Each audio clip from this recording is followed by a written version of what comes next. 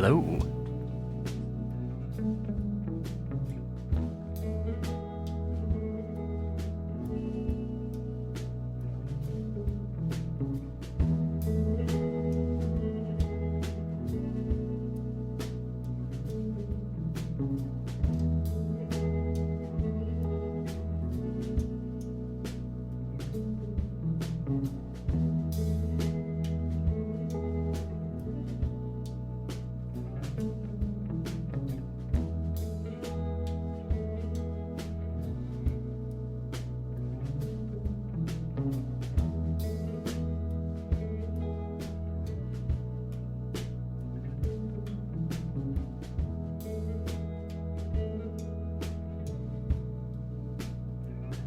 Howdy.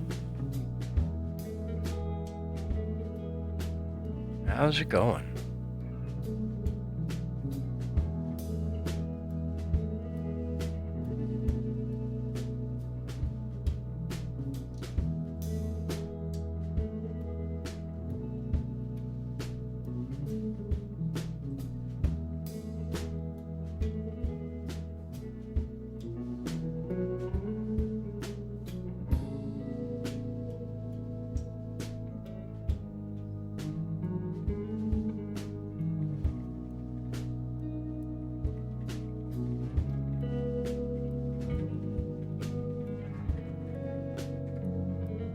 How are you? Yeah.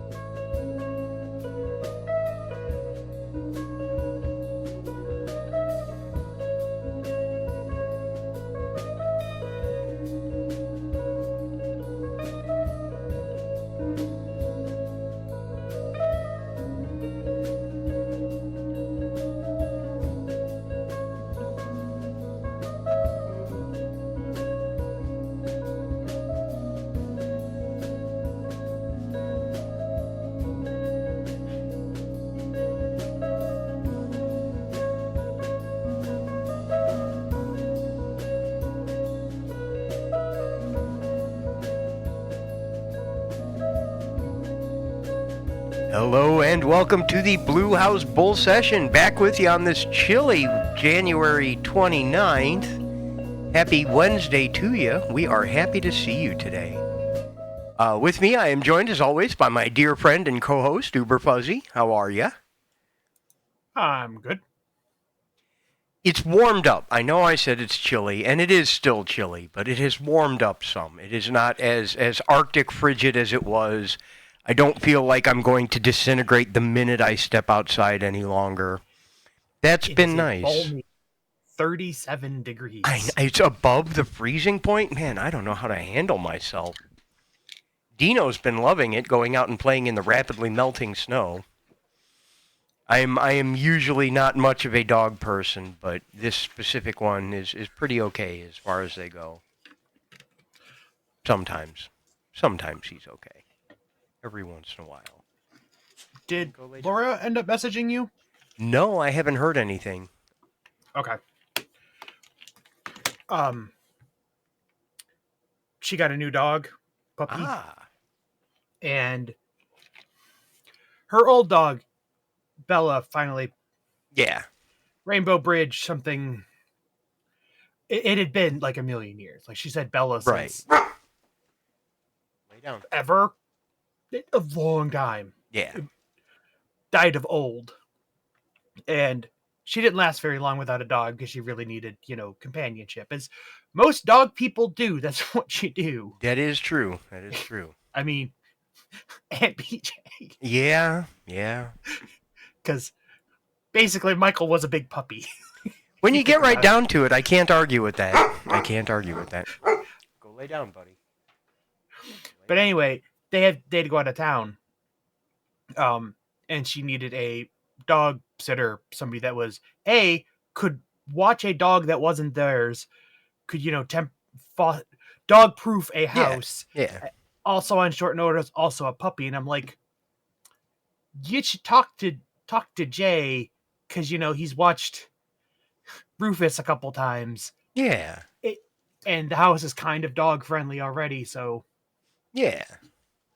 Yeah. No, I haven't heard from her. I'm assuming she's kind of running down the list of other people she knows first.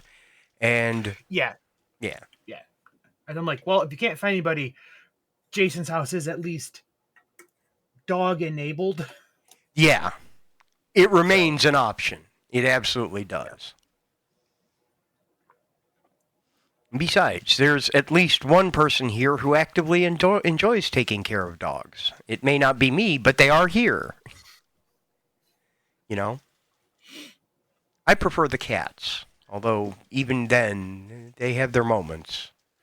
It can definitely be kind of hit or miss. Some of your cats are friendly. Yeah. Some of your cats also live at your house. Yes, that is extremely true. There are small furry roommates and there are pet cats, and both of them may be the same species, but they sure ain't the same kind. I stand by. It's one of my universal truths, and I will die on this hill. There is some significant portion of cats that are wizards trapped in polymorph spells or serving out penances like on Sabrina or something like that. There's no way some of these cats are not. They're not just cats. Yeah. Yeah, 100%. They may be in a feline body, but that is not a feline brain. Thank you for the resub, Brad. Much appreciated. Happy year. Happy year of it. Can't believe you've been doing this 12 months now. Man, oh man, where does the time go? Don't answer that, because I don't really want the truth. It ain't good. Yeah, when I just had my Twitch anniversary last week. Friday. Yeah. Was that Friday? I think so. Was that only Friday? I think it was just Friday. Yeah. 5 days. Yeah, it was the 24th. Good times, man. I lose days. I don't know how, but it honestly feels like it's only been 4 days since we did this. Yeah. No, I absolutely understand that too. I'm told there was a weekend in the middle there somewhere. No clue. No clue.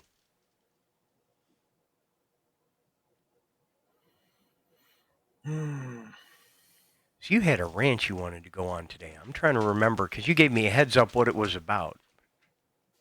I don't remember off the top of my head. Let me scroll through our messages here. There's the Christmas tree crackers because those are still in season. And the fudge-filled chewy Chips Ahoy, which can't decide what kind of dessert they want to be. I'm curious. I don't know if I'm curious enough to try them, but I am curious. There's the stuff from Game Court. Did I talk about Game Court already? Probably not.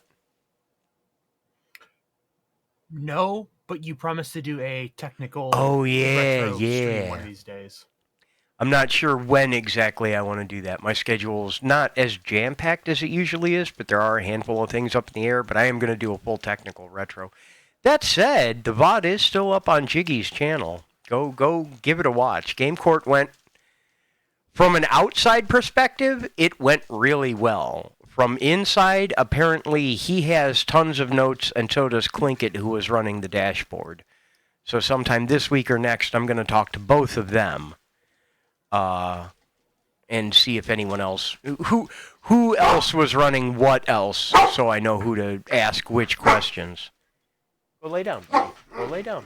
Go lay down. We just went out. Go lay down. We just went out. I swear to God, I take this dog out. I pay attention to him. I really do. I'll give him one more treat, though. It was funny. It was funny. And the the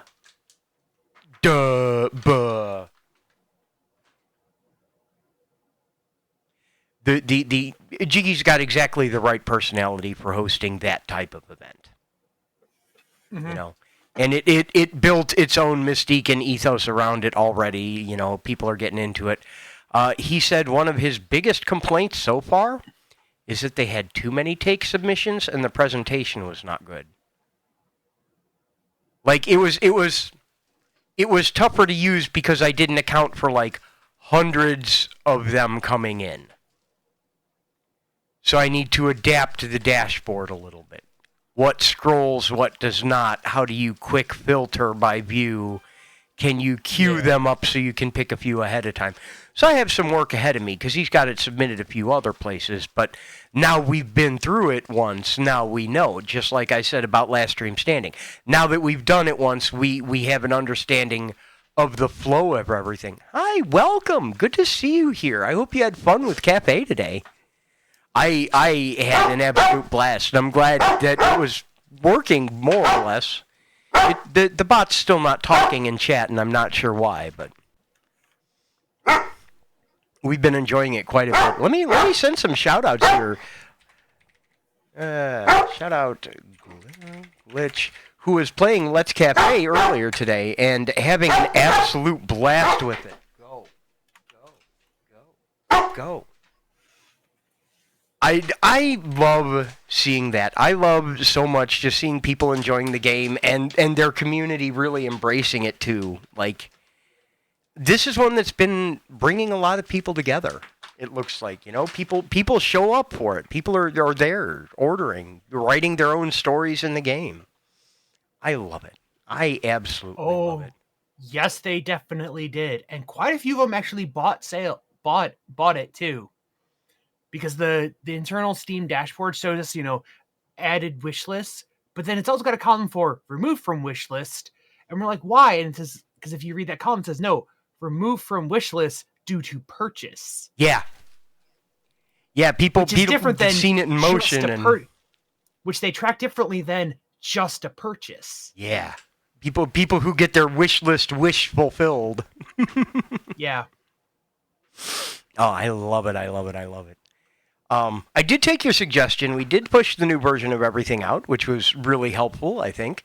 And it includes a lot of stuff that's going to be a focus of upcoming new features, which are still in testing, but rapidly approaching the point where we're ready to get those out the door.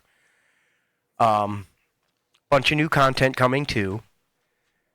I do want to spend some more time on the internal tooling for that. So that may be something we do this weekend is kind of I do want to get together. I want to get the gang together. I want to get everyone together and have a discussion about what now. You know, we sit and have our little priority meeting and State of the Union and whatever else. And talk about some of the next things we want to focus on with that and the next things we want to focus on outside of that. Stop. We should definitely re-triage the backlog Yeah. of stuff. I went through and used the new GitHub types and tagged everything. Yeah. I saw that. I noticed that. I appreciate that tremendously. Very useful. Yes. Because then you don't have to have a label for bug. There just is a bug type. But at the same time, it's a lot of complaints are having about it. But we can quickly filter through features. No. Buddy, you got to get down. Yes, everybody loves you. They're happy to see you. Go away. I love you whole bunches. I'd love you much more over there. Dino is not a small dog who thinks he is a small dog. He's very dedicated to the concept of being a lap dog, despite the fact that he's people-sized. He is gotta be 80 pounds. We'll go in just a little 70, 80 we'll pounds. He is a mass of animal. He is. He's heavy and he's dense and he's dedicated. I know. We will go in just a minute, buddy. I know. I took you before. I will take you again. I promise. You just got to give me a few minutes. We're working on getting him to signal, not just with a bark, but a paw to indicate, hey, I'm telling you I have to go out. So he is telling me he has to go out. Do it now. Yes, I know, but I took him like 5 minutes before we started, and now he wants to interrupt in the middle of this. Like, there's a break in the middle. I have an hour and then a break and then another hour, and he waited until 30 minutes into the first hour, which is 30 minutes after he just went out, to be like, I gotta go out. Yes, okay. I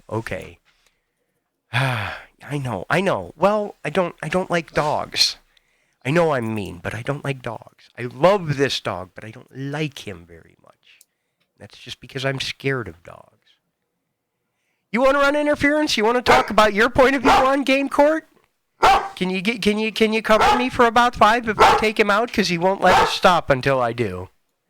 Sure. I will be back in 5, and I will leave you in Uber's ever-capable hands. BRB. Hi, chat. Hi, future Jeff. Hi, future Scott. 2 of our friends listen to this. They can't listen live due to timing, so they always listen to the podcast form later, like in the next day or so. Game Court was interesting. I worked with Jay on some of the back-end stuff and testing it and sanitizing inputs and stuff like that. Like, he was running ideas by me, and I'm like, okay, but do it like this, so this scales this way. And additionally, it's actually built on some technology that we have been part of the connectivity part was some of the core that we use for Let's Cafe. And we built a lot of that in a way so we could reuse it for other projects. There's a certain amount of server that listens and connections and back and forth, and a dashboard that you can see, but then a dashboard that like you can put on a screen versus like the admin control panel and stuff like that. And it's the same way Cafe does it too. There's stuff that you can see versus what the game sees versus what we see on the back end. And there's a whole coordination. It's a triangle basically.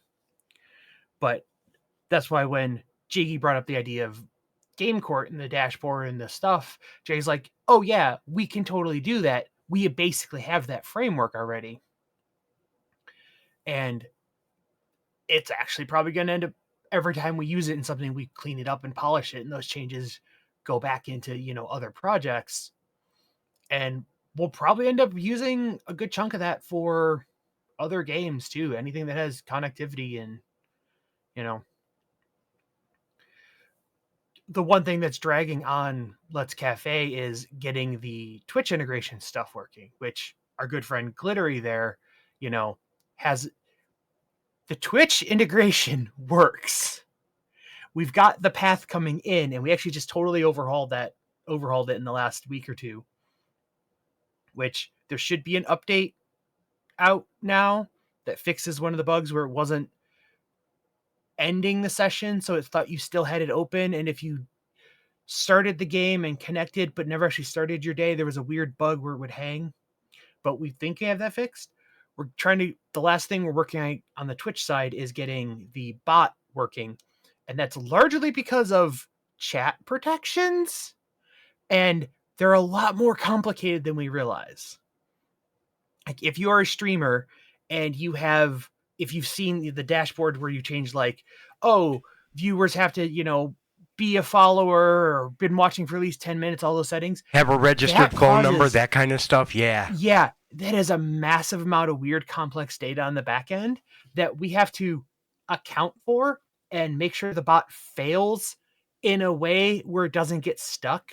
Yeah. It lets us know, like, hey, I'm trying to talk in this channel, but they've got these protections and I can't, because right now it just assumes it can chat and it sends its chat message to Twitch that assumes it's going to go into the channel and doesn't look at the failback trigger that says, hey, your message didn't send and here's why, because we just don't look at that because we just assumed it would always work. No. Here's the thing, and I discovered this today because I wanted to tell you about this. I can't believe you people come here voluntarily. Oh, bless you so much for the follow. Thank you. Welcome. I miss you. Just so you know, I miss you. I was looking at the Twerple documentation today because we were having problems with it not centering in Glittery Glitch's chat.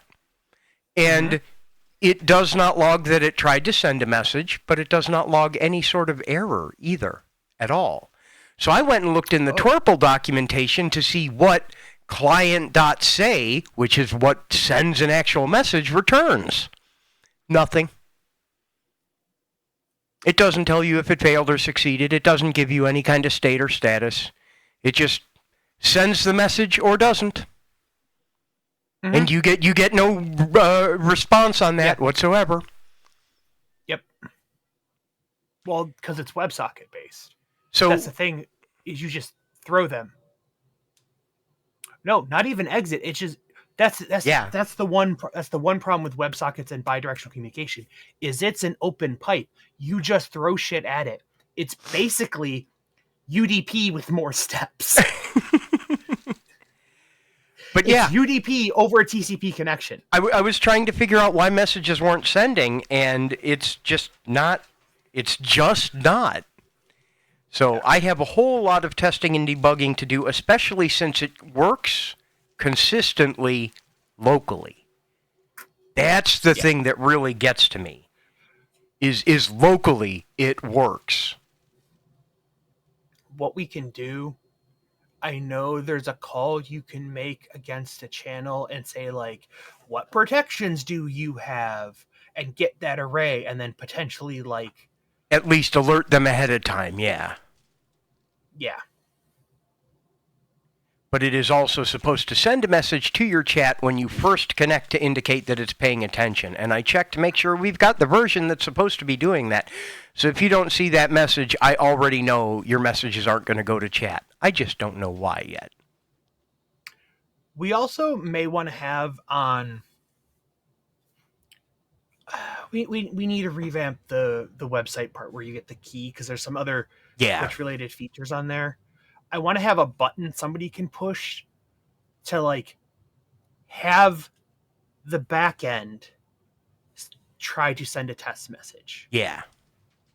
But, like, on demand, the streamer can, like, push the button and it sends a back end request that goes through the server and comes out the other side and makes the bot say something in chat on demand. Right. Because otherwise, right now, you're waiting on commands to come in, which may be a problem with incoming.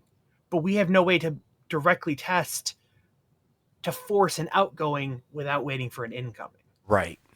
Because then oh, the output line is working.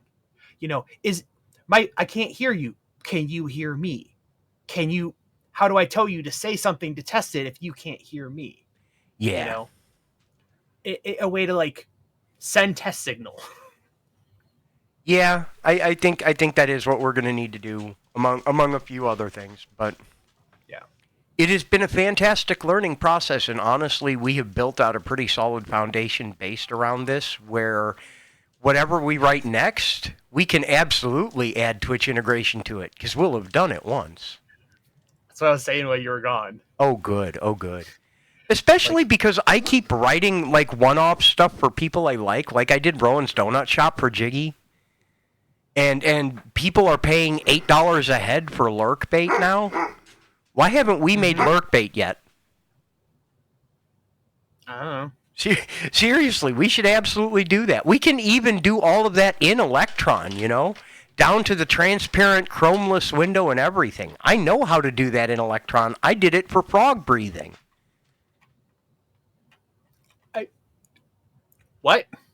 Okay, Bean, my partner, they wanted a mindfulness app for breathing exercises. So I got a bunch of little animated frogs, like croaking, but you can use the frames from that to simulate deep breaths. So I wrote a deep breathing reminder app that shows up with no chrome, kind of like, I don't want to say Bonsai Buddy, but you know what I mean. Mm-hmm. It's just a frog that you can drag around and put on your screen somewhere that reminds you to breathe slowly, deeply, and rhythmically. And there's a little notification area icon. My phone just does that. Yeah, well, I'm just saying, I was asked if it was a thing I could do, and not only did I figure out how to do it, I figured out how to do it in a pretty way. Oh, yeah. So yeah, Electron will let you do a transparent chromeless window. You know what Electron won't let you do? I can think of a few things. Apparently, as of one of the newer versions, specifically the one that ships with VS Code, it won't let you paste. Somebody botched something up and broke Control V. Amazing. Amazing. And it's specifically a problem in the Electron layer. Yeah. Gross. The editor, where people copy and paste a lot. All the time. All the time. Yeah. My guy, you gotta calm down. You gotta calm down. Go lay down, buddy. You were taking such a nice nap. I had to get up, but that doesn't mean you have to get up. You can go back and finish your nap. Well, he hears you talking, and he wants to, Who wants to be around for that? I appreciate it. I appreciate it very, very much. Posture check and stretch? Yes, absolutely. We can add self-care time or things like that. Is this something I should dust off and polish up and put on the website or something? I made it as a one-off for a friend, but I wouldn't be against, dressing it up a little and distributing it. Why not? Mm-hmm. I mean, I guess we do technically run a software development company, don't we? Right into the ground. Yeah, that's another thing I'm excited for in a very odd way is doing all the paperwork and taxes, because it is time to do that too. And this will be my first year doing that as a business owner. I've been an individual proprietor or a sole proprietor before and had to file external income, but I have to file taxes twice, once for me and once for us. Wink, Mm-hmm. I'm hopeful. I'm hopeful they are kind to you. The thing is, man, remember, as long as you are willing to work with them, they would rather have that than anything else. Worst case scenario, they'll let you set up a payment plan as long as you get the filing filed. What is today? Today is Wednesday the 29th. Oh, crap spackle. Uh-oh. Bad news? I just got a notification. A bad one? I got a notification that my schedule has been changed at work Uh-oh. Uh-oh. for today. So it looks like you will be going in this evening? Starting at 6:38? Well, it depends. Yep, 10 o'clock. Okay, All right. We can cool. theoretically manage that, I hope. Oh no, I have an exception on my time card. Oh, no. Wait, it's one of the ones you knew about, though.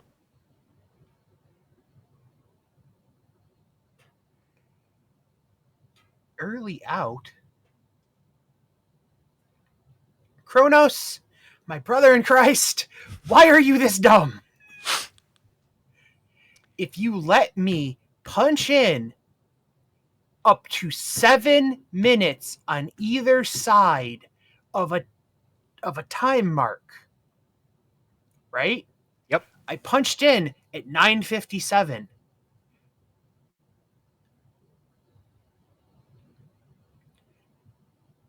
I punched out at 5:57. I didn't want to try to steal an extra minute, or I will punch in at exactly 8, Right. I got flagged on my punch out for early out at 5:57 at my end Yep. time of 6 o'clock. Yep. So I can start working 7 minutes early, Yes. but I can't punch out No. early. No. No.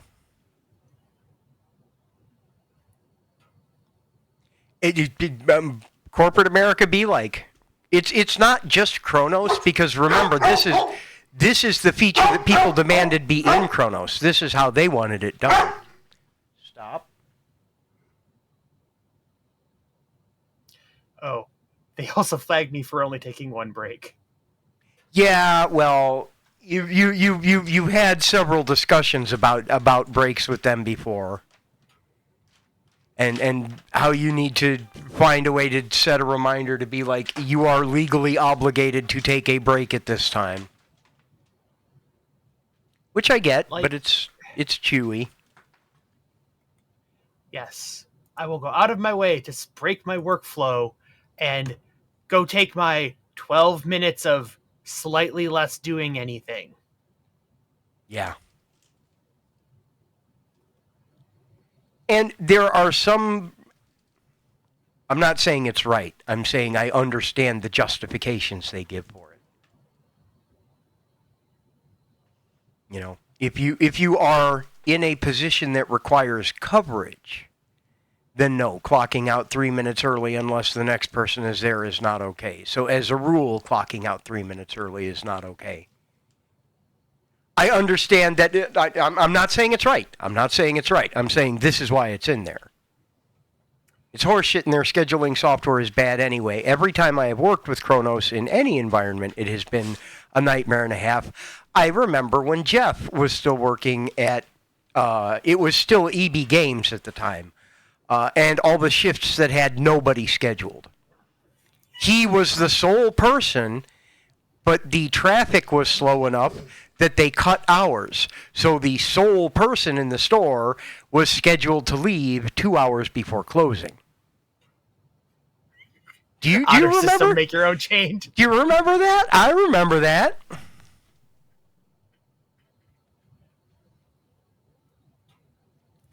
Don't not take your... Okay, here's the thing. We love you too, I Eddie. get 2 15-minute paid breaks.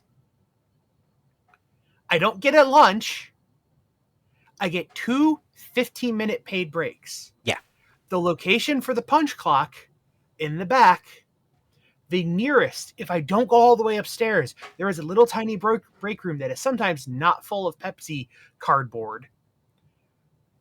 I can go and sit there, but that's still a minute away. That's a minute walk across the warehouse to get to there. So if I go get my stuff out of my locker and then punch out and then walk over to the table and sit down, and then I remember it takes me a minute to go there and a minute back. Yeah. So I can have a 13 minutes of sitting down. It's not even the taking the break. It's the, stop. It's the inconvenience of the procedure of taking the break. Yeah. It's the fact that in order to take a break, he has to stop what he's doing, even if he's in the middle of something, and then spend an amount of time handling the bureaucratic side of things, you know, and then the travel time to get to a dedicated place to not work. Or if I walk up the stairs, which is a flight and a half up, I measure it, it's tall, it's higher because it's on top of a warehouse. Yeah. Like I checked this, I'm like, wait, this staircase seems taller, and I counted like, oh yeah, because it's 1.5 stories up. So if I go there and around the corner and then actually go sit at the tables, it's a minute 30 each way to the time clock. So. Hi, buddy. He come say hi to everybody again. He loves you all. Yes, Ruff. He loves you all. They say rough back. He's so happy to hear it. He's so happy to hear it. He loves you guys.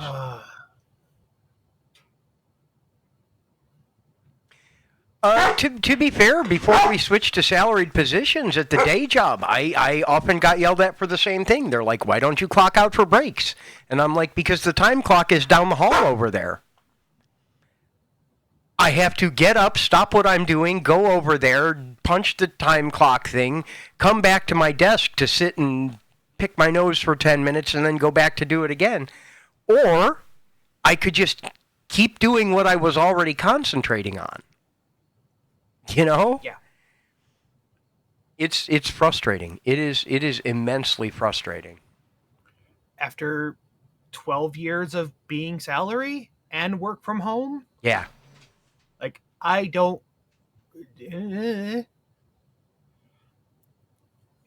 it's also when I first started, I would show up, you know, I'd be there 20 minutes before my shift. I'd get in, I'd go to the back, I'd go to my locker, you know, get my knee pads on, get on my knife situated, and then go wait by the time clock and be ready to start at my start time.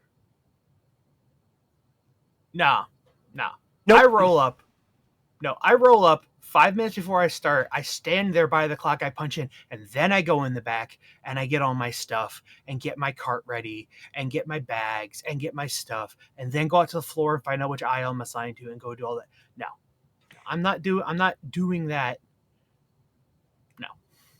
It reminds me of when we worked at the arcade and the way it was written in the handbook specifically. Because I understand that they're speaking an idiom, but written in the handbook verbatim, it said, early is on time. On time is late. Late is unacceptable. And I pointed out that if all those rules were in force in that order, it didn't matter when you showed up, you screwed up. Stop.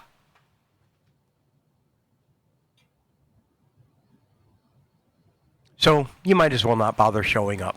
Although at that job, being present wasn't always a requirement either. Some of the people we worked with, they certainly weren't there, I'll say that much.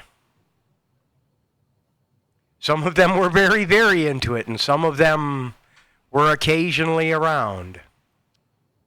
It was such a weird job the more I think about it. I think the weirdest part of it is the fact that people either worked for that company for such a short amount of time or they worked there forever. Yeah. You were there 2 weeks or you were a lifer, yeah. Yeah. Diane put up with that shit for decades. How many decades? Many, many decades, yeah. And putting up with Bob. Oh my goodness. Oh my goodness. Like, I know she wasn't exactly sane, but how did she stay sane doing that for that long? I have no idea. I admire her for it, but I have no idea how she made it through that.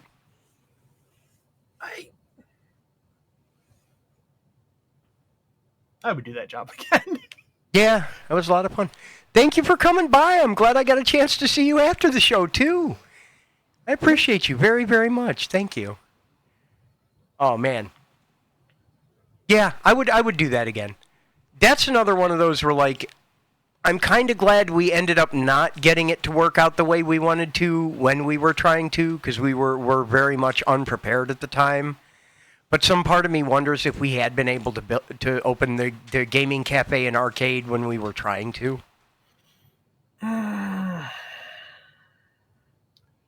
If the entire socio-economic, if the world had stayed in the state it was, it would have worked.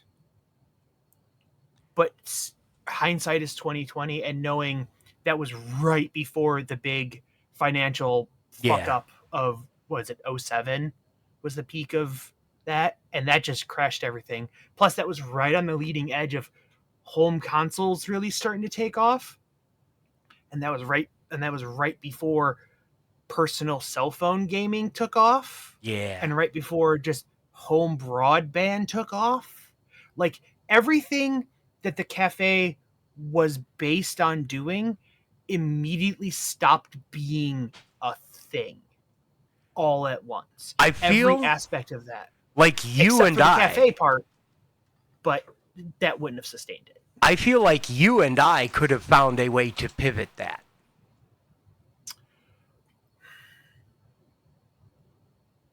There was the very brief window where some of the gaming experiences that you could not easily replicate at home, such as DDR. Yeah. Like, yeah, people had home pads, but they were prohibitively expensive. Or the mocap stuff. I think if you would have leaned heavier into that stuff and not just arcade, Yeah. it would have done good. Or there was that brief, remember that brief, it was very, very, the early of VR where people were like, oh yeah, but you can like buy these more industrial grade kits and have them at like a retail establishment for like, hour rental and stuff, and have like VR cages go in and do it there. Yeah.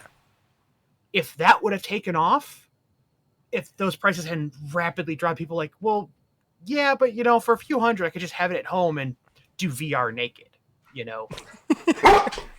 Stop. That sort of experience that you could, it's the reason paintball still exists and laser tag and stuff, is it's an experience you cannot do at home. Yeah. Yeah. Those things do very well. There are still laser tag places. Mm-hmm. And now you have these VR experience. It's somewhere between VR and escape rooms. It's somewhere, it's partial laser tag, but partial VR, and sort of, it's like combat escape rooms. Right. There's one up in Crocker Park. Like, those still do well. There's always people lined up there. Yeah. Because it's a thing you can't easily go and do. Right. It's the reason going to the theater is very rapidly dying out as the price of TVs plummeted. Right. And I saw the experience isn't that different. Yeah. Someone's like, talk me out of buying this 100-inch TV. You want to guess how much the 100-inch TV was at Costco? $600? I have no idea. $1,200. That's it. I have no idea how much things cost. That is probably a ridiculously reasonable price for that. Yeah. How much do you think your 32-inch Vizio TV was? I'm not even going to hazard a guess. When I got those from Big Lots, that was $500. But that was at Big Lots closeout, and it was the last two sale, blah, blah, blah, blah, blah. Yeah. We picked up both of those for $1,000. And that was like 20 years ago now. 25 years ago, it was 01. Damn, dude. Yeah, that makes sense. That makes sense. But the rise of online gaming and home consoles would having the consoles would have potentially it was a perfect storm of things that would have killed the shop. Yeah. People could play at home. There was a rapid decline in couch co-op games. And it was just before like the Wii came out. So, because the Wii was like 07 or some shit. Yeah, it was around that time. But like having a Wii sports cage that you could, rent and do stuff there and play, for $200, $300, you can rent out a movie theater for a 3-hour block of time and they give you an HDMI hookup. Yeah. They run an extension cord and a 25-foot HDMI cable. They just pop open the projector window and feed them down, and you plug in your own shit and do whatever you want on the screen for 3 hours. Man, oh man. Yeah. Someday. You want to play 75-foot Mario Kart? Okay, we don't care. Oh, the midnight releases. The Wii release is probably the chief of them, yeah. But the midnight releases were unreal. Absolutely unreal. I was still working at this GameStop with Big Mike when the 360 midnight release hit. That was something else, man. That was something else. It was a nice system, man. It was. The 360 was good. I realize I'm nostalgia blinded, but for real. No, it was ahead of its time. Yeah. That's why it lasted as long. That's why specifically the 360 was a 2-generation console. Yeah. And then there's the Xbox One. Well, do you mean the Xbox One or the ONE? Yeah, yeah. The bone or the first Xbox? Yeah, yeah. Because that confusion in and of itself speaks volumes. What lead pipe with lead sprinkles, addled brain at Microsoft is in their naming department? I don't know. I understand, like, calling it Series X. It's a little edgy and out there. Cool. You got 25 other letters to play with, and you picked the only other one you picked one that sounds exactly like the letter X and S. Oh my God. Any other letter. The S is for super, and the X is for extra. Well, no, it's because they had they already had using the S as for the slimmer one from the other one, and they wanted okay, if it's whatever, if it's the S, it's the slim down console. That's true. That's true.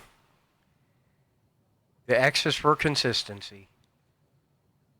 They're leaning into that brand. Also, I saw your other message. I could do that. I could do that tonight. I mean, yeah. You're not wrong. One. There you go. There we go. You could make the assets for that idea in probably 30 minutes, and that's with we're overestimating them. You could throw a mechanic together. You have the servers to do it. You could shit that out before the the clock rolls over and the date changes. Yeah. Now I just have to convince myself not to do it until I think about it some. But, and we'll come back to this, but I want to mention it to you. Did you see the link I posted about discovery coding? Yes. That's me. That's me. It makes sense now. I understand it. Now there's a label for it. I understand it. It doesn't mean I'm bad or wrong. Yeah, I'll paste that in the chat for posterity's sake. I found an article that crept up on Hacker News about discovery coding, because I keep saying I have a bad habit of, because it has been drilled into my head that I have a bad habit of writing things before I sit and design them out thoroughly. There are hazards in that, but my best approach is an exploratory one. I need to make sure I produce. It's not a bad approach when you are writing code that you are going to run or that you are going to use. It is a bad approach when any of us other people have to interact with that shit. The counterpoint is, if I can get in the habit of leaving notes when I do something, leaving a documentation trail. It doesn't have to be that the documentation exists first, although I understand the value of that. It's that the documentation exists, hard stop. Because that is definitely something that is a bad habit. I'm not good at that, and I need to get better at that. Mm-hmm. But yeah. Definitely an interesting read, and if you've ever had the pleasure of working with me before, you will say, yeah, that's him. That's him. 100%. I feel so seen. I feel validated. By the way, if you want to see odd things like that as they creep up, if you aren't in my Discord, please feel free to join. This is where news about the shows goes. This is where news about whatever I'm doing on stream goes. This is where I forget to post about all the other stuff that's going on. I think I posted about GameCourt in there. I don't remember. I'd go look, but I'm pretty lazy, and it's in a window on that other monitor. And blah. But as these weird things creep up, that's where I tend to post them. So do feel free to join the Discord, be part of our community, etc., etc. As a matter of fact, in just a few minutes when we take our break, I'm going to be posting in the Discord about Jiggy's bit that's coming up on Games Done Quickly. Him fish. Game fish on Quick Done Game. Jiggy is hosting GDQ Hotfix starting at 7 tonight, so, skip the first hour of his show to hang out with us, but then we're going to go right into him on GDQ for Hotfix, Oops All Fishing. He's even playing a game himself. He is doing Link to the Past Pond %. His practice for that has been going swimmingly. Jamie's going to be there too, our good friend Video James, him of the 3 million now, 3 million view Blue Dog video. Did you see he broke 3? Mm-hmm. Man, if I could get that kind of traction, I don't know what would happen, but it would probably not be good. I am proud to have had an opportunity to help him work on that too. That was just good stuff. That's good stuff. We've been kicking around the ideas of the next one. He says he definitely doesn't want to lean into it as a full-time thing or anything, but it'd be nice to have a couple more of these show up. So, we'll see what happens. We'll see what happens. The comments on that video. It's a pretty good rant. Or moment. No, this is the good rant from the comments. You realize none of this matters because nothing was tracked until the internet became a thing. This could very well have happened the first week the game was released. Also, speedrunners can't be trusted. Speedrunning is literal cheating, and every single one of their accomplishments should be void. By the way, the blue fog never wins. A glitch doesn't count. This is why speedrunning is nonsense. Is that or is that not the greatest unhinged comment on a YouTube video ever right there? I absolutely stole that from his community and his chat. Yes, things were tracked before the internet. Yeah, they were. You just couldn't find them as easy. People wrote shit down. They have VHS tapes of shit. And, I would like to point out that the entire point of the video is that the blue dog can win. The odds are ridiculously mathematically small for a legitimate blue dog victory, so they stepped through as many of those combinations as they could to prove that it could happen. The blue dog could get out in front and actually win without hitting the line glitch. Like actually blue dog crossing finish line first was and is possible. And they proved it out. So, Joker's Wild, 10 minutes. Joker played by Art the Clown. I'm into that. I will have to check that out. When we come back from break, I have a technology versus night shift rant. Oh I want man. to talk about. Oh man. I am intrigued by that. But I think you raise a valid point. We've been at it almost an hour. Granted, I've only been here 5 minutes of it because I was late and also had to take the dog out. But you know what? You guys have earned a break. I think we are going to take ourselves a little 5-minute break. Go get yourself some hydration. We'll run some ads real quick. Get up, stretch, do some self-care. And we will see you in about 5.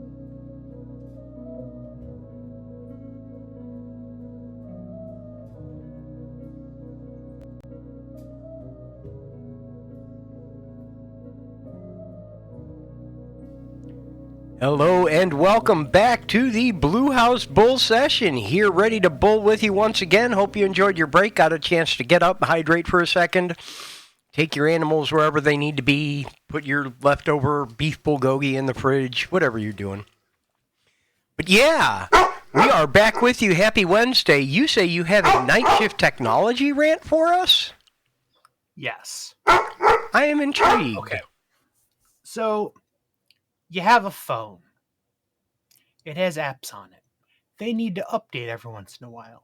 Occasionally, when you haven't updated them in a while, you open an app and says, hey, there's an update for this. You really need to go get it before we'll let you do it because, like, they changed the version or something. Happens with Twitch a lot. Yeah. Some apps are more, they don't care because, they're designed to work. Yeah. Not design. There's apps that are designed to work, and there's apps that are designed to be updated. Yeah. Yeah. So, on the iPhone, it wasn't always this case.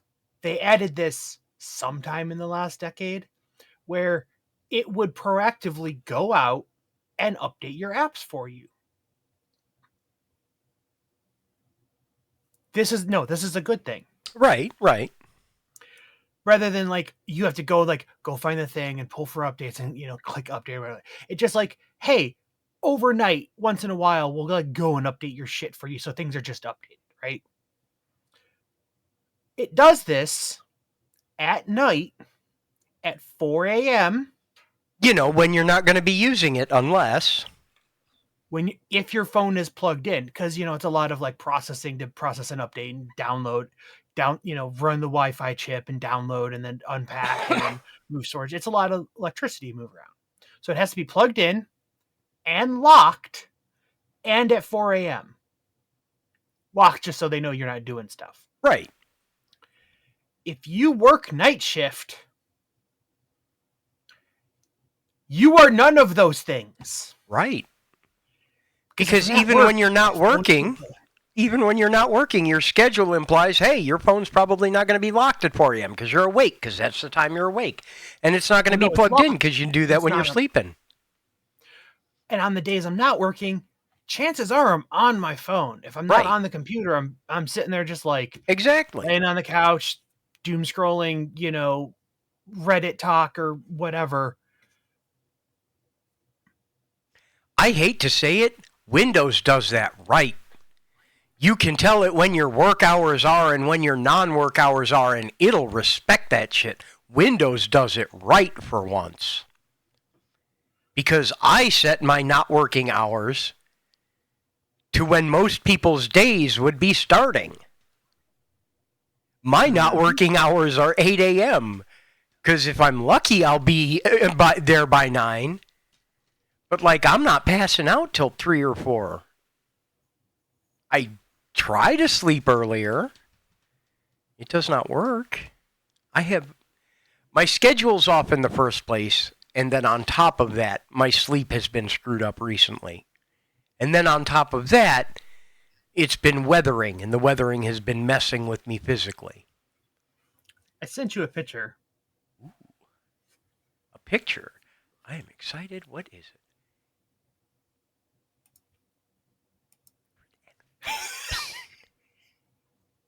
I've been working at this job for 2 months. Yes, but that's probably a reasonable number of apps to have on your phone. It probably is, because it's a bunch of individual things. But when I see that, I say to myself, what the hell do you have on your phone? But then I remember, your phone is just a tiny computer that fits in your hand that can do literally everything. And if there's anybody I know who's more technology driven than me, it's you. You function through that device. I can. You can cope without it, but you make full use of what it offers. That's what I'm trying to say. There are a lot of things my phone could do that I do not do. I'm still very much a pen and paper notes person, except when I'm sitting in front of the computer. Like we were talking about with the to-do list app that I started writing because I'm an idiot. Mm-hmm. I'm writing a to-do list app for two reasons. One, I saw it in use on someone else's stream, and I'm like, I could do that. And two is I'm a pen and paper notes guy, except when I'm sitting at the computer. My desk is too small to allow for a notepad and all of my computer stuff. I have a product for you. A bigger desk? A bigger desk? I have two products. I am not advertising this, and I don't encourage anybody to buy it. It is overpriced for what it is, and you could easily just, Not get a remarkable tablet. No. CGP Grey, Oh, stick figure guy, yeah. makes a product called the Sidekick. Okay. It is a notepad thing that is designed to fit in the space between your keyboard and your in your between user and keyboard space. Yeah. But it's either lined or dotted, and then like some lines for to-do marks and stuff. But it's just like this like tablet thing and inserts, and I think it's like a pad of like 75 or 60 sheets of it. But it's for like if you have to doodle or take a note or work something out, you'll have it there. And it's beautiful and it's well made, and it's like high tensile like cotton paper and leather brown. It's like it's a nice product. It is one of those things. It's like having a day runner or a folio or something. It's like if you're the type of person that actually needs this product, money is not an option. That's who they're selling it to. Right. Anybody else, grab literally a 5-star notebook for $1, flip it open and plop it down in front of your keyboard. Yeah, I don't have enough room in front of my keyboard. I have literally 5 inches between the edge of the keyboard and the edge of the desk, and the keyboard won't go back anymore. And that's why I'm complaining is my notebooks are 7 inches tall. Turn them sideways. Then the lines go the wrong way.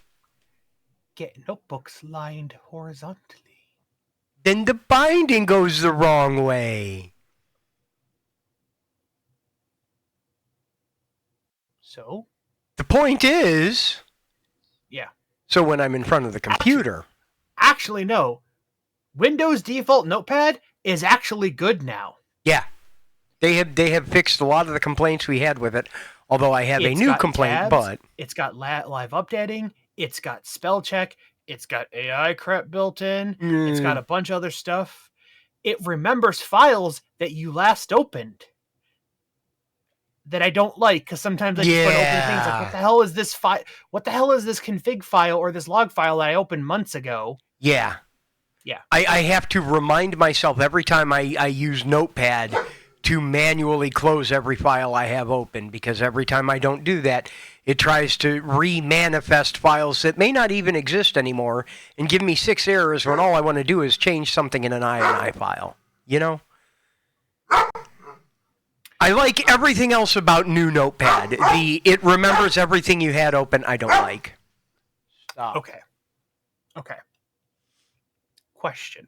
Okay. INI files are pretty standard format, right? Like there's an actual like format, like brackets and this thing and this, like it. Yeah. YAML before YAML was a thing, right? Yeah.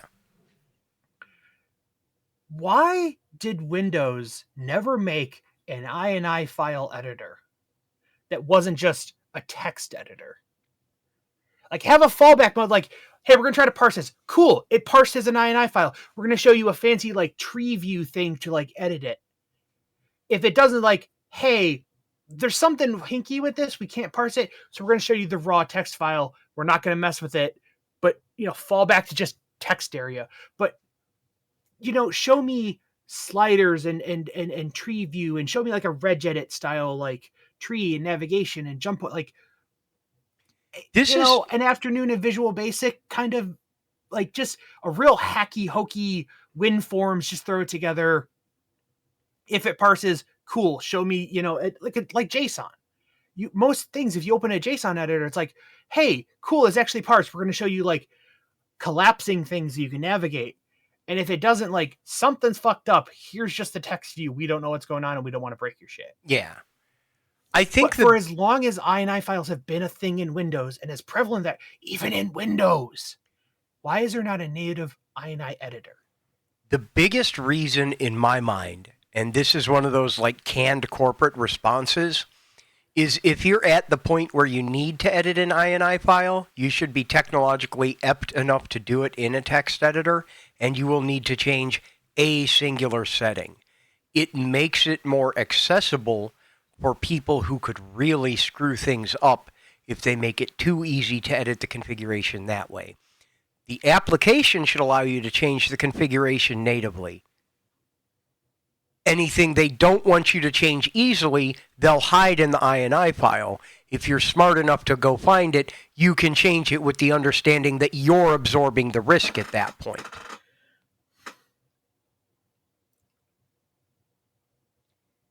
The .config files for ASP.NET applications are all XML, but they don't have a config editor. You go in and change it manually, or you write your own configuration tool. They don't ship this will edit a web config file, even though it's a pretty painless thing to make an XML editor. They exist. They don't ship one and say this is for config tools because it makes it a lot easier for you to screw things up. One of the reasons I used the WAMP tool that I used for a million years is their little tray thing. You could turn features on and off by literally just, menu click, checkbox, uncheck box, whatever. And all it was do is making edits to the PHP INI file. Yeah. But rather than me trying to remember which feature this was, they're like, turn on SSL. I just click and it goes, and it rewrites some files and it's done. Yes, I can edit it. Give me a goddamn menu for it. Well, see, this is the thing, is that part of the responsibility they shut off to the application developer. But what I'm saying is, like, finding the right section. Think of it like regedit, okay? Yeah. Regedit, basically, it's stored binary, but basically is the same thing. But they give you a tree to navigate. You can find a section. You can easily search in it. Yes, I know all these are possible in a text editor, but if I want to quickly go to, you open up a Word document, it's got header sections. You can quickly go down to one. It's the little quality. I want to find the section for vhosts. I want to find, have a key of the thing. The outline view in VS Code. Show me the function. Show me the variable. Oh, I want that one. Cool. Windows owns the registry, though. That's the thing, is they're hesitant to make editors for data someone else owns. But, like I said, if it parses against some true spec of INI, load it in that. If it doesn't, if it's got any sort of values that are weird, well, this is just show me a text editor. Like I said, this is why Microsoft hasn't released. They do not want to claim ownership over that kind of thing. But they're not going to stop you if you want to write an INI editor. It's just, this is why they haven't invested the effort into it, is it crosses a line that they have drawn of what they do and don't release. And I'm sure every intern there has written one. This is a wheel I'm sure has been reinvented a lot, but nobody was pressed to share it.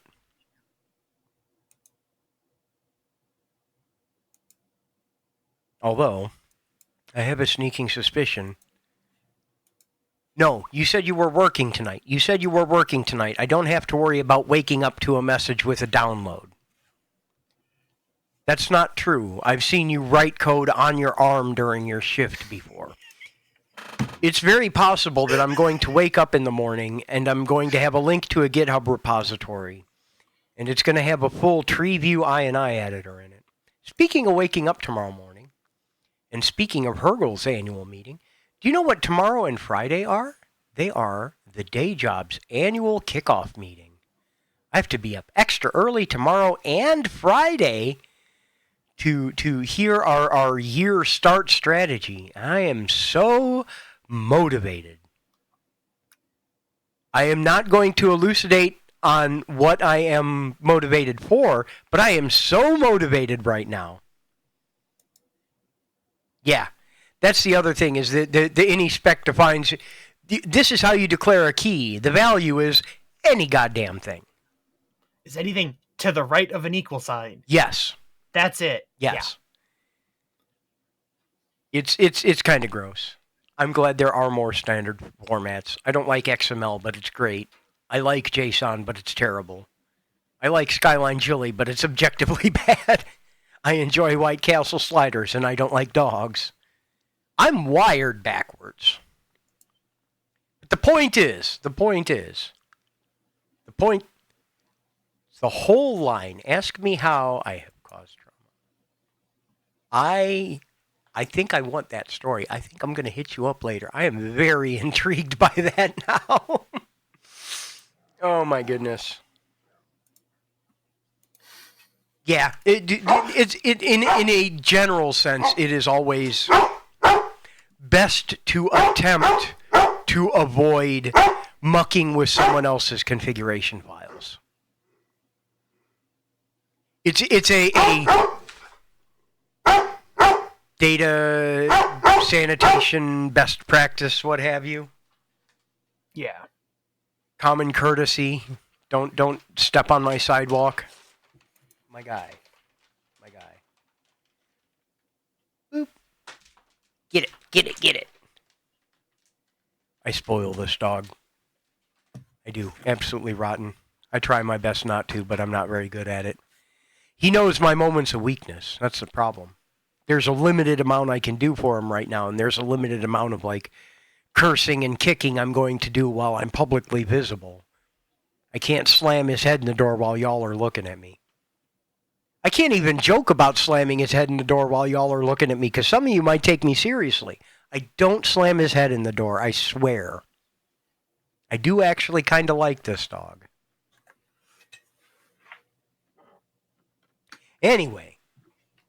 Annual kickoff meeting. I'm excited to see what our strategy is for this coming year. I'm excited to see if we have a strategy for this coming year. I have mixed feelings on that. Strategy. Make money. F. Dat. I have a strategy for this year. For our company, we do have a strategy and we have goals. We have a game that we're going to get moved out of early release into actual full release and a feature list for it. We have another game that has been started work has started on. We have another game in the prototyping phase. Did you see Jacob's new repository? Did you pull it down and play it yet? Man. Oh, man. You don't have to right now, but I really think he's onto something with it, because he described it, and and I'm like, yeah, maybe. And then he showed me, and I'm like, oh, shit, I get it now. Stop. Once I saw it in motion, I'm like, this makes sense. And now I'm, excited for it. I'm nervous because my GD script is not great. I'm not great with Godot, and that's what he started building it in.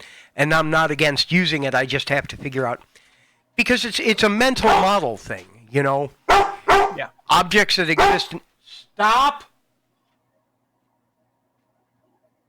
exist in a different way than I'm used to thinking of them. Because working in the J engine that we built in JavaScript, you make everything from scratch. Yeah. Because of the way objects are defined in Godot, that's trickier. I think us building something in an engine and or with an existing framework rather than just bare metal etching, Yeah. stuff directly to a canvas in JavaScript may be good for us. Oh, Because definitely. I think there's a lot of heavy lifting we fight against, yeah. especially with modifying anything in the goddamn draw routines is a pain in the ass, because I'm sorry, a function that needs 12 parameters at minimum, the source, the destination, the x and the y, and the x and the y, and then the width and the height, and then the width and the height, that's 10 at least. Yeah.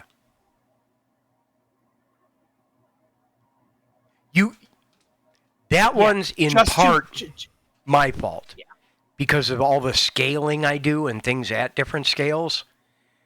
The minimum you can get away with for a draw is you call source or destination dot draw source XY.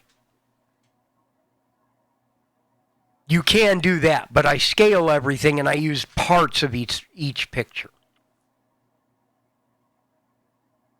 The other thing you can't do is you can't just give it an X and a Y and an X, or you can't just give it a width and a height and an X and a Y. You can't just give it a scale and a destination. If you're going to scale, you have to specify the full 10. Yeah. And I scale everything. And I never wrote a draw scaled. Which, that's on me. Notes for the future. Pixel art's cute. Don't do it.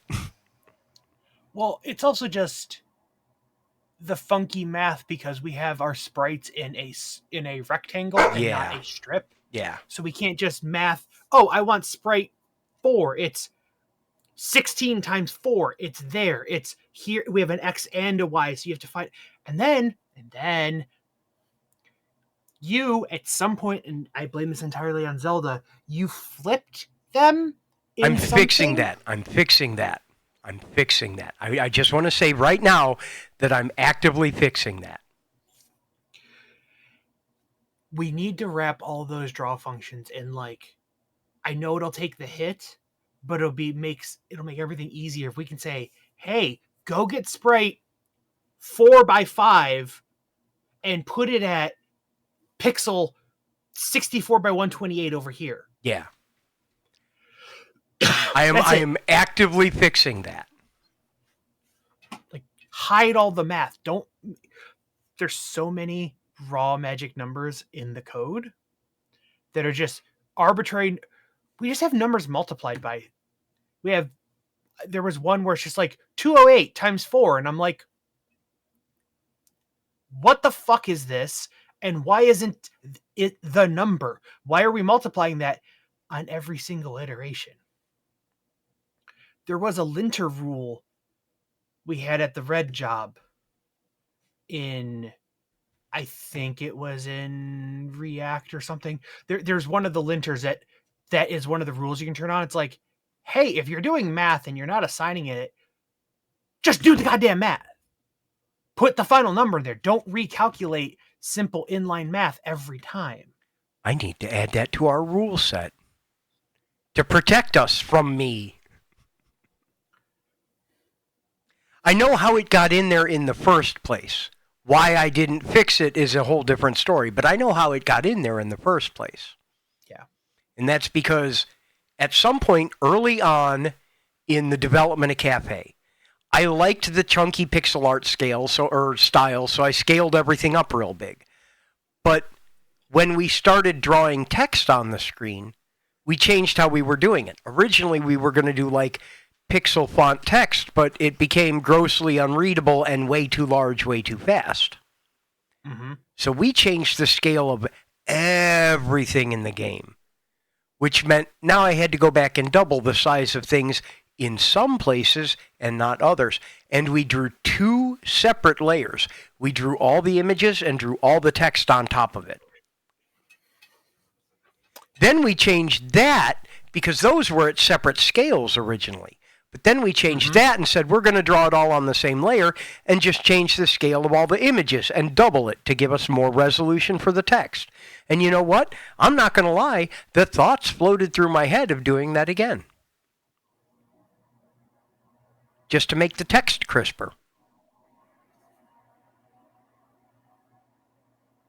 But now we're at a place where I can do that and just change the scale factor because I pulled a lot of those multiplications out and said times game scale.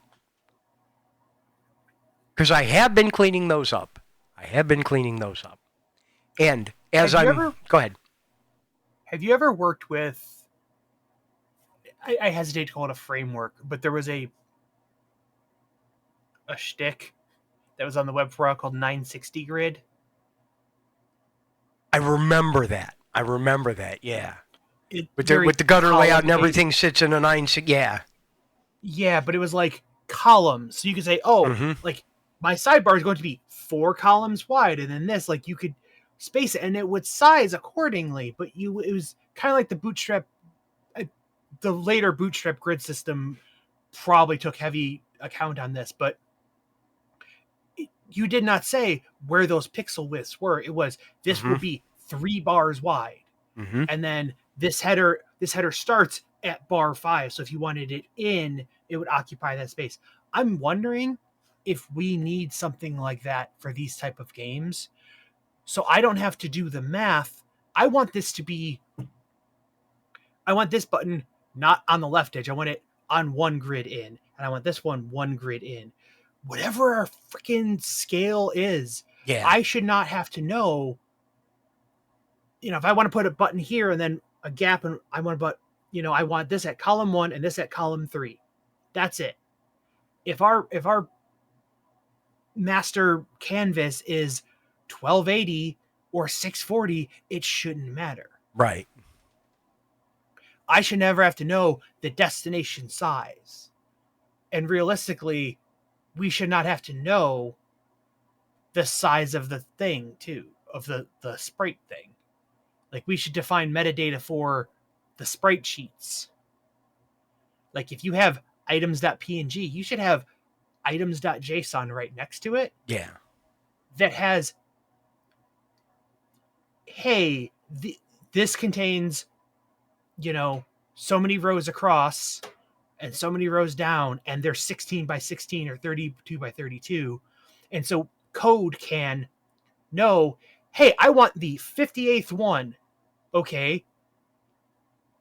The code should be able to know, okay, that's 58, but we wrap on the 8s. So it's going to be the 4th row and there's 16. So it's 4th row, multiply this. Code should be able to do that. If you ever change it, just update that file. Something you and I have talked about before, and it's directly related to that and directly related to something you said before. Sheets. Yeah. Yeah. Is I work in Photoshop because I have Photoshop, and it's what I'm most comfortable working in. It may not be the best tool for the job, whatever. My monitor is a 16 by 9 monitor. It displays 1,920 pixels across by 1,080 pixels down. Sure. So I make images I can get on the screen all at one time. So they're all within a dimension that fits in 16 by 9. Yeah. The computer doesn't have to be able to see it on my monitor. The computer can have one long strip that's 16 tall and 700 million pixels wide. That's just each character to the right of the next. Remember I did that in Zelda? Yes. We were the sprite sheet for the items. We were like, where do we put this? And the math was breaking because we had to add an alternate color of something. We had an item that we had to, what was it? We had to upgrade. I don't remember offhand, but. And we were trying to figure out like where to put it and how to like, okay, like the arrow was here and the silver arrow was here and you just had to magically know these two positions. And I'm like, why don't we just put all the items in one big horizontal strip, and then any alternate versions would just make it 2 rows wide. So you just, it's alternate. Just move the X down or the Y down by 1. all the incidental characters, all the random NPCs, all the people wandering by the window are going to be in one big strip. They'll be heading to the right at the top and heading to the left at the bottom. So if you want character number 7, you go 7 over. If he's going to the left, you go 1 down. Otherwise, you use the top one. But in an upcoming patch, that is how the random character NPCs are going to be stored. The named characters, like Mare Chicken, like Lovemore, like Onawa, do not live in that sheet in the future. They live in the character's data.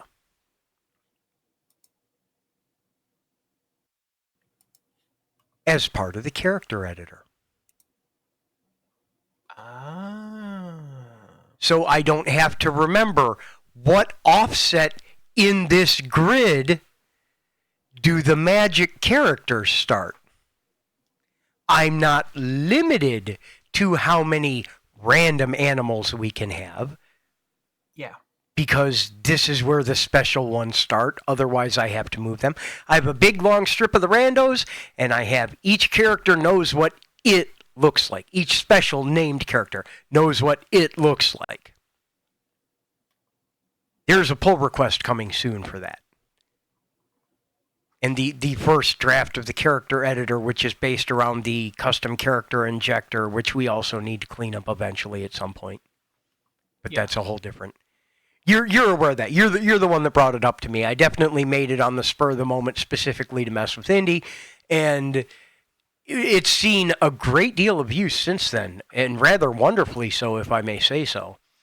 But it does need gussied up and a couple of rails added. Basically, we need bumpers for that bumper bowling.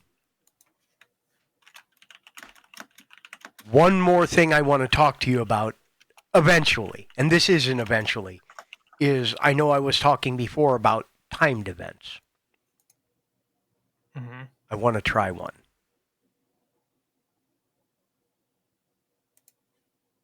I want to make sure I figure it out and plan it, and I want to make sure I'm actively watching when it happens to see if everything goes right, and I want to find someone else, and I don't know if I want to like hide it behind a beta flag or whatever, but like I want to figure out how to schedule one on the server and then have it execute and then have it fall off the schedule so it only happens once. I want to do it. I'm excited for that. I think with everything else, if we put the timed events on top of things like that and just kind of randomly throw them in when we're feeling like it, or get a couple on a recurring schedule, oh man, that'd be cool. Man, that'd be cool.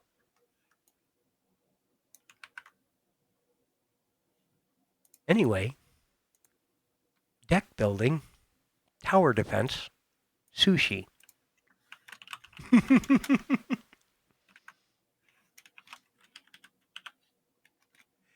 There's your random 4-word, 5-word. 3-phrase, 5-word spoiler. Deck building, tower defense, sushi. Correct horse battery staple.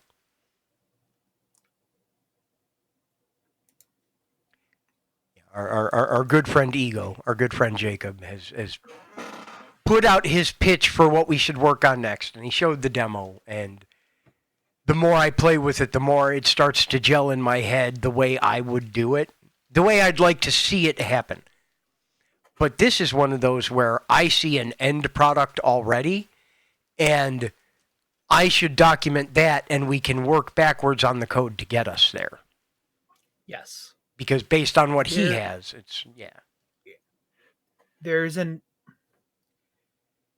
it's marketed as an idle game, which is why I originally found it, because you eventually get to a point where you can just like start a run and just like not do anything because the game takes care of itself. But before then, so it's a tower defense game, except you don't actually it's sort of the game plays itself. Yeah. Like you don't have to click on anything. You just are like, well, here's my stats and here's the mods I loaded, and go and hope I survive long enough, just grind out runs and eventually it just self perpetuates.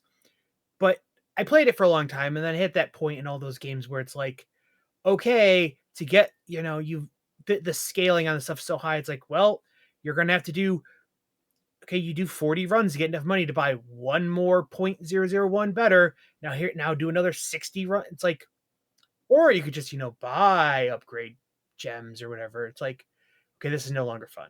Yeah. So I stopped playing it. Now I see ads for this game all the time. And I'm usually a sucker for those kind of ads. Oh, I built this mobile game, blah, blah, blah. Here, try this. I'm like, I've played that already. Yes, your advertising targeting is working. You are targeting the right person for this. But But I've already Amazon, played and beat it. Amazon, you don't seem to understand. When I buy a refrigerator, odds are I don't need another refrigerator.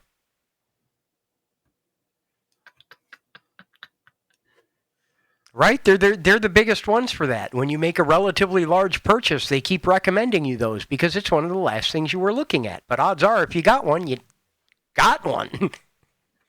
If you ever want to really mess with somebody and they leave their phone somewhere unlocked, go open their Amazon app. I don't care. They have Amazon on if they have a phone, they have Amazon on their phone. Yeah. They have bought something on Amazon, they look at something. Go search the weirdest, obscure shit that is in no way connected to that person. Go they're done. Go look at cat stuff. Go look at wedding photo picture frames, and the perpetual. Go look at totally weird things. Just search off the wall. Look around. Pick up P tier Griffin. Just pick up random stuff and search for it, and it will forever taint their recommended stuff in Amazon. And it does stick around forever. Yes. That reminds me, speaking of they have Amazon if they have a phone, I needed to go check my phone because it updated recently. So I had to see what I had to uninstall.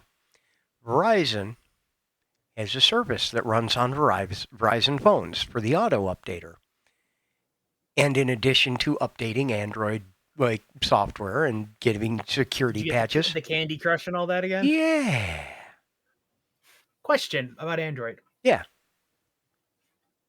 On iOS, there's a feature you can unload an app. It saves it as an installed app. It saves, configurations files or my settings and stuff, but it removes the actual installed files. Kind of like your game save is over here, but your program, over here, and it just deletes this. So it's but it doesn't uninstall it. It just we're going to get rid of the data. We're going to keep your data, but get rid of the program. Yeah. To it on smaller storage phones, it was meant to automatically offload big things that you had installed, but you haven't used for a while. It's a MIMO type thing. Is there anything like that on Android where you can remove the app, but not uninstall it? I think they have something similar to that, and they call it deep sleep, which isn't just it stops it from executing. It also pulls part of the app out, at least temporarily, and will only rehydrate it when necessary. Stop. Because I'm wondering if you do that to those things, your phone will they're installed, because it's maybe just doing a bad XOR, if not installed, install them, and it'll show that they're installed, and maybe that, but it won't reinflate them to be full ready to go. The problem is they're new ones every time. I've never had to uninstall the same game twice. Okay. But it's definitely worth a consideration. Also, apparently you can stop the service and it won't do that until the next time it updates and restarts the service for you. Because the updates will still come through. But as part of every update, go ahead. About Corsair and IQ. No. So Corsair's fancy app for their stuff is called IQ. It manages like the keyboard macros and all the RGB stuff and all that. It's not that I'm a Corsair fanboy, it's just that I like a lot of their products and their products are good for what they are. And I'd rather stick with one ecosystem. When it updates, it has to stop the service so it can change the executable, because you can't change a running executable. So it stops the service. And because it's one of those services that should be running, it has to stop it, and it puts it in stop and do not restart, because otherwise the Windows Watchdog stuff will automatically restart it. Right? So they have to disable it and then turn it off and then change it. Yeah. But sometimes it doesn't know to undo that disable part, and then it reboots. So you boot back into Windows and the service doesn't start because it has been marked as do not run at all, not run at next start. Mm-hmm. Yeah, there are a lot of things they do wrong there. And one of the services is hardware detection. So they can detect when you plug stuff in or when things go off or whatever. One of those is what detects if you have their fancy RAM or their RGB module controller thing plugged in or all that stuff. And if those don't get detected, IQ, even if you do go, oh, I'll just go open IQ. Oh, we can't detect anything. It's because the hardware detection service hasn't started. Yeah.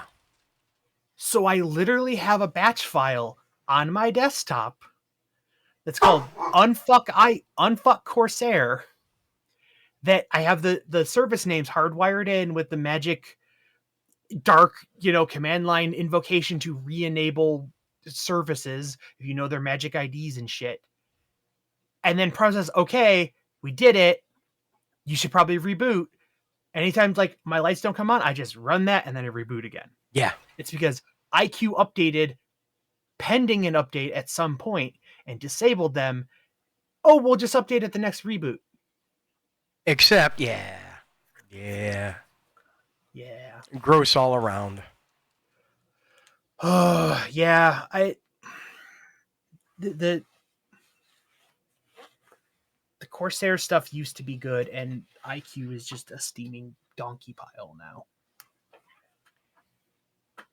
There's a myth of infinite growth in late stage capitalism, which is just a literal impossibility in the first place. And it's the meme of the guy in the boardroom yelling at everybody, what do the kids like these days? Is it communism? Is it memes? Is it memes about skeletons? Is it piss? I don't want more features. If I want more features, I'll ask for them. I don't need blue LEDs on everything, and they're still doing that. I don't need AI in everything. No. I have a sheet of them. I did. You recommended and I ordered. You recommended and I ordered. I have them and I've been using them. There's a product, the top's mysteriously gone on this one, called dimmer dots. Probably. Yep. They're little stickers, and they come in either solid opaque black or 80%, 60%, both. You can either dim them in case you do need to see the status light, or they do make opaque ones that are just little stickers. But as you can see, they come in little different sizes. Is this even in frame? Yeah. Frame. Yeah. And they come in big strips. And if you got like a bright ass LED on something, like a cable modem in your bedroom, I don't know why you do, you can put this over it and still see when the light's on, but it doesn't light the beacon of Gondor that your internet is on. Yeah. And they are a godsend, absolutely. I got this one at Micro Center. It was $5, $4.79. Yeah. Get these. If you own technology, just go buy a sheet of them right now and just have it on hand. You will thank yourself. You very much will thank yourself for it. Yeah, these are 100 and these are 80%. Yeah. Yeah, I can see through these ones. But yeah, as much as I'm a huge AI guy, there are a lot of times when I use it, when I opt into it. I want to be able to opt into it. Don't bake it into things by default. Stop doing that. Stop doing that. Stop putting your LLMs in anything that's got a text box. I don't need it. I can write a message in Facebook goddamn Messenger on my own. They made me do my 2-month survey. Stop. For whatever crazy reason, the internal system only works Stop. on Edge, not Chrome.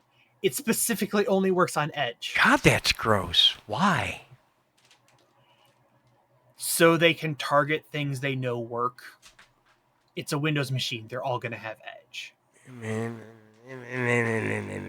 Well, They all I open getcha. SharePoint apps. It doesn't really matter. Yeah.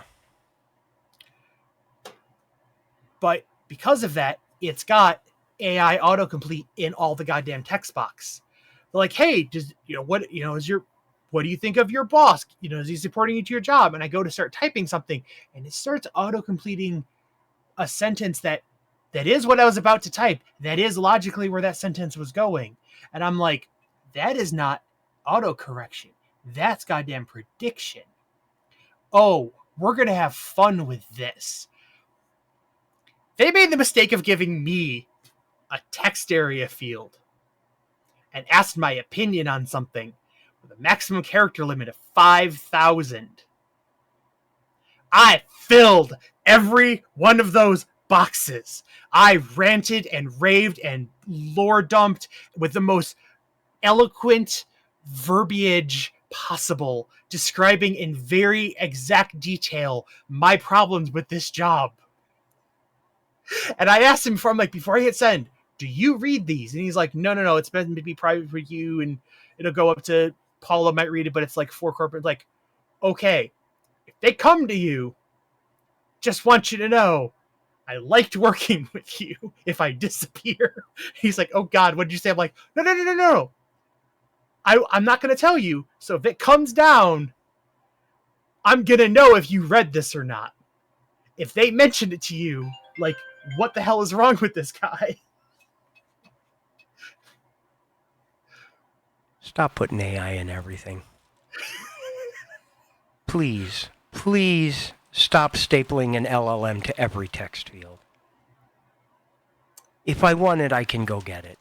It's out there. There are a lot of them out there. There's a big new Chinese one that's going to collapse our economy out there. Just stop. I kind of don't hate it in VS Code now. I did sign up for the free GitHub pilot. Yeah. And then I quickly burned through my 2,000 completions or something in like a week. Yeah. Where it'll do like the whole you start typing the function name and we'll just figure it out and type it. I burned through that and it reset the other day. And I'm like, you know what? I turned off that part, but I kept the thing where you can open a box and it sends it. You get unlimited chat messages. So you can talk to it. It just doesn't do the inline code completing part. And that's kind of useful because, like, hey, you can select a range and be like, hey, it does this. I want it to do this, but take this out. And I can, asshole genie, monkey's paw, very accurately describe what I want it to do or what I want to change. I could make those changes. I really could. And I use it in a way where I can describe what I would be doing. Yeah. I just saved myself 45 minutes of fucking around with it and possibly getting distracted. And I can just have it go boo, boo, boo, boo, boo, and then spend 5 minutes fixing one thing that it didn't do that I didn't like. Stop. So I kind of like it. You can see why I like it as much as I do, if nothing else. Yeah. But Bark. it's an opt-in tool. Yeah. That's fine. I'm on board with that. If I opt into it, cool, fantastic.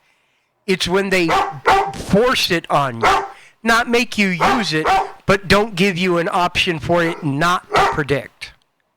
because that throws my train of thought off. Buzzwords. I know, and I hate it. It frustrates me. I mean, Stop. VR was going to be the big hot shit. You know, that's why Meta went all in on that, and you know, the weird legless Wii characters. Yeah. And then look where that took off.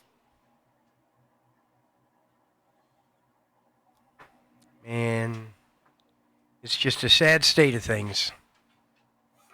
But enough complaining about dumb that. shit. Me too, all the time. I asked it, "What is Salisbury steak?" And 'Cause you I didn't learned, know. and you learned the World War II history of it. Salisbury steak is a dish made from ground beef that is seasoned, shaped into a patty, and cooked, often served with a rich brown gravy. It is similar to hamburger, but typically contains fillers like breadcrumbs, eggs, and onions, as well as seasons like W sauce.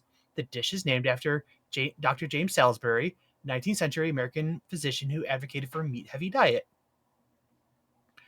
Mashed potatoes while making it a hearty staple food. And then I asked it the important question: is it still considered Salisbury steak if I don't use brown gravy? Yes, it is still considered Salisbury steak because the premise of the meat is in the meat patty, not the gravy, although the dish is traditionally associated with it. The defining feature is the seasoned ground beef. You can experiment with other sauces or toppings such as mushrooms, cream sauce, tomato-based sauces, or even no sauce at all, while still keeping the essence of Salisbury steak. That's what I'm doing with AI. See, the thing is, and this is an interesting thing that they didn't bring up, is it is, and this will make sense to you, a hamburger steak. Yeah. But during World War II, the fillers were added because of rationing, and the name was changed because hamburger was one of their German origin words. So they gave it a good, hearty British name, Salisbury. Mm-hmm. Like the hill? Exactly. Same etymology there. But it was because of World War II that dish has the name and consistency that we now know, because up until that point it was a hamburger steak, which is hamburger served as a steak.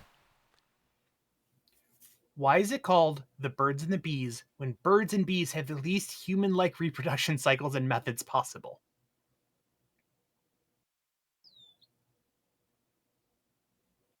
Dear ChatGPT, I have to look that up. Birds often symbolize the courtship and nurturing, example, the mating rituals and caring for the eggs and the young. Bees are associated with pollination, which is essential for plant reproduction and the continuation of life. It is in the same way that bunnies are associated with Easter because of spring and reproduction and stuff like that. Interesting. The more you know. It is a general care for your young and have young and take care of them and go get in a committed relationship and then have kids. So basically what you're saying is ChatGPT is the perfect, infinitely patient parent for the 5-year-old that lives inside of all of us. Yes. If I want to know why the sky is blue, I can go ask Daddy Machine, and he will tell me without getting frustrated and to go play outside. I have a button. It won't focus. I recognize that logo, though. That swirly hexagon. I know that logo. I made a widget button to just boom immediately open it, and I'll be standing there. I'll see shit at work, and I'm like, why is this? Oh, okay, and I get on with my day. We are at a point, we human beings, you and me specifically at a minimum, and hopefully most of the people that are hanging out here, where at least we know to take things with a grain of salt or verify them, but it at least gives us a starting point to think about or research. And we can do whatever further research. But if it's in one of those situations where it's like, I need an answer right now, or I'm going to pull my eyes out. Because I have been in that situation. Sometimes you just need to know now. I